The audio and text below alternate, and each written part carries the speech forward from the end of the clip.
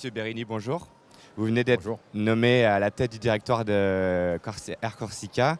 Est-ce que vous pouvez revenir sur votre parcours avant Air Corsica pour les gens qui ne vous connaissent peut-être pas encore? Oui, j'ai quasiment 35 ans de carrière dans l'aérien, puisque dès la fin de mes études en 85, j'ai commencé à travailler en compagnie aérienne et c'est ce que je continue à faire tous les jours. Pour faire ça rapidement, j'ai fait Air Inter, Air Liberté, AOM et j'arrive d'XL Airways où j'ai passé les 11 dernières années de ma carrière. J'ai quitté XL Airways en décembre dernier. Pendant cette période, j'avais aussi fait un premier passage dans ce qui est aujourd'hui Air Corsica, qui s'appelait à l'époque la CCM, dont j'avais été le directeur commercial de 2000 à 2007, c'est-à-dire entre AOM et XL Airways en ce qui me concerne. Alors, Air Corsica, tout le monde la connaît, hein, c'est une compagnie spécialisée sur les liaisons France-Corse. Mais la stratégie des dernières années, ou surtout de l'année dernière, c'était une ouverture vers des destinations et des pays différents. Est-ce que vous pouvez revenir dessus et nous parler des résultats justement de cette nouvelle stratégie? Alors oui, comme vous le dites, l'ADN d'Air Corsica résulte d'une volonté politique d'il y a 30 ans, puisque nous venons de fêter notre 30e anniversaire, résulte d'une volonté politique forte de maîtriser l'outil de transport aérien entre la Corse et le continent français. C'est donc avant tout pour assurer le service public aérien entre notre île et les trois destinations principales que sont Marseille, Nice et Paris que nous existons. Ceci étant, et là encore en ligne totale avec notre actionnaire majoritaire, qui est la collectivité territoriale de Corse, qui a une volonté d'ouverture vers l'Europe, nous assurons un certain nombre de lignes régulières, notamment à destination de la Belgique, l'aéroport de Bruxelles-Charleroi, et du Royaume-Uni, en l'occurrence Londres-Stansted. Ces lignes ont été créées il y a quelques années et elles commencent à donner des bons résultats, à la fois économiques et bien entendu en termes de volume de trafic, ce qui constitue pour la destination Corse une valeur ajoutée en termes de flux de touristes important. Mais ce sont aussi des vols utilisés par les Corses, même si notre marché intérieur n'est que de 300 000, un peu plus de 300 000 résidents. Nous leur offrons aussi la possibilité de faire des courts séjours vers des destinations européennes et c'est très apprécié également. Justement, là, vous parlez des Corses. J'ai lu qu'il y a quelques jours vient d'être votée à l'Assemblée de Corse la nouvelle DSP. Je crois que ça va impacter les prix, notamment pour les résidents corses. Est-ce que vous pouvez nous expliquer tout cela?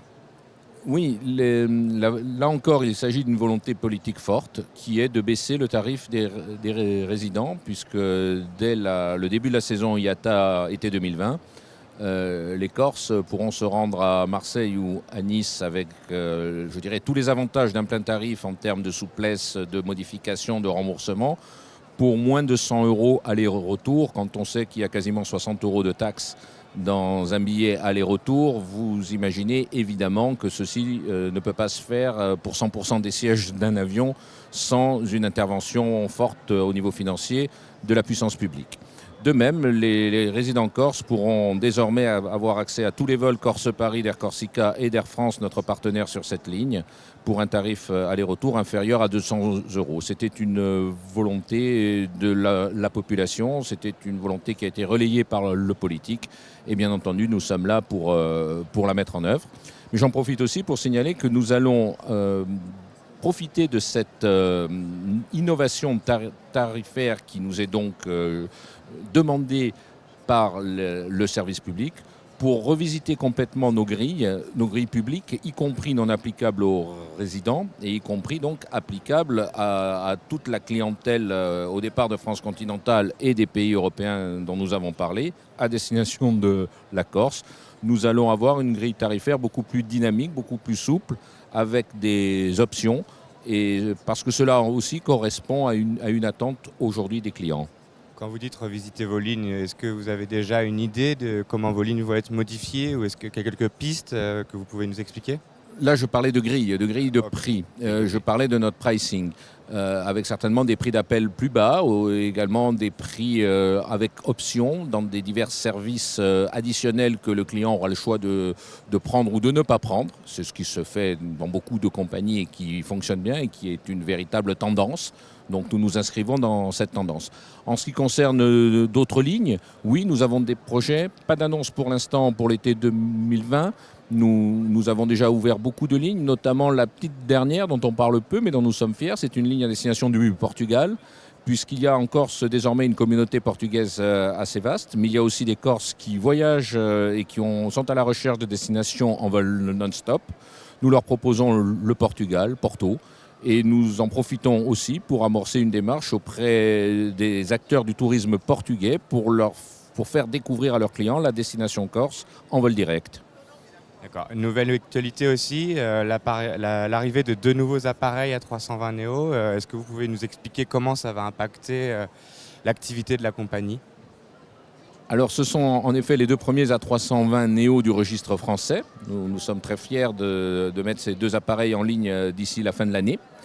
Alors ce sont des avions qui seront toujours peints en bleu et blanc, qui sont nos couleurs historiques, mais qui seront un petit peu des avions verts, puisque la grande innovation de ces appareils, au-delà de tout l'aspect technologique, c'est leur impact carbone et leur consommation de carburant inférieure de 15% à ceux des avions de taille équivalente. Donc c'est quelque chose qui va s'inscrire aussi pour nous dans une démarche environnementale. Je ne reviendrai pas sur l'attachement qu'ont les Corses à leur patrimoine naturel. Et nous devons nous inscrire de plus en plus dans une réponse à ces attentes et nous-mêmes mettre en place une certaine gamme de décisions et d'actions en termes environnementaux.